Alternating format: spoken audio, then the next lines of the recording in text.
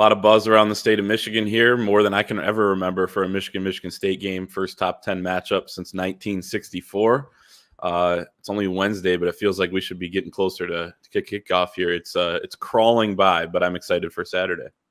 They were both undefeated in 2010. Michigan imploded after that, though. That was Rich Rodriguez last season at 5-0, and they finished at 7-6, and he was out the door. And Michigan State won a share of the Big Ten championship that year. But yeah, 1964, last time, both in the top 10, both arrive at 7-0, comfortably in the top 5 or 6 right now in the nation. So let's get to the rivalry. We'll start big picture and we'll work it down from there. How does this one stack up against Ohio State, Notre Dame? You know, what makes this unique? Obviously, they're both in state, so people are constantly running into each other, I guess, as Michigan and Michigan State fans.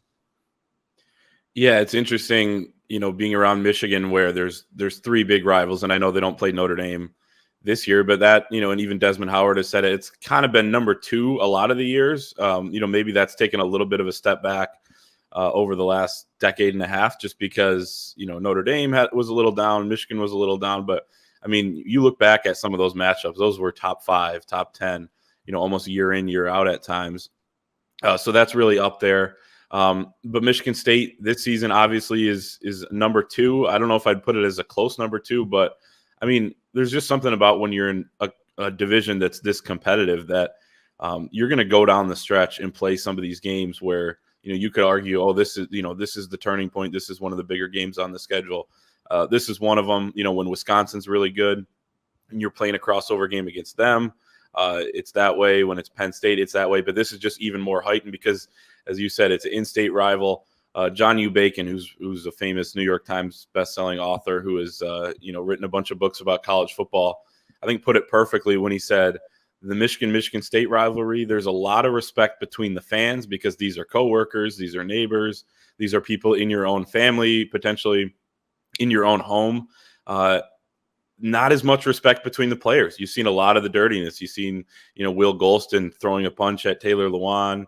You've seen, you know, twisting Denard Robinson's, you know, helmet and all that sorts of stuff. And you've seen it a little bit on the Michigan side as well.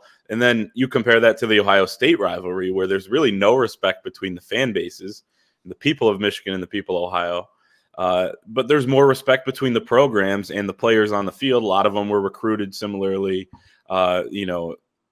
and there's just kind of, you know, they're both 2 national powers. So it's interesting to look at these rivalries when you're Michigan and you have a few of them. You know, Ohio State has that one game at the end of the season. There's big games, but there's nobody you'd really put up there as like a absolute rival, especially in state. They kind of run that state. And, so it's fun. East Lansing is going to be packed. You got, you know, both of the pregame shows, College Game Day and the Big Noon Fox kickoff show that are going to be in town. I'm trying to figure out where the hell to park on Saturday down there, but we'll figure that out later. So there's a lot of buzz around the state right now. It's all anybody's talking about.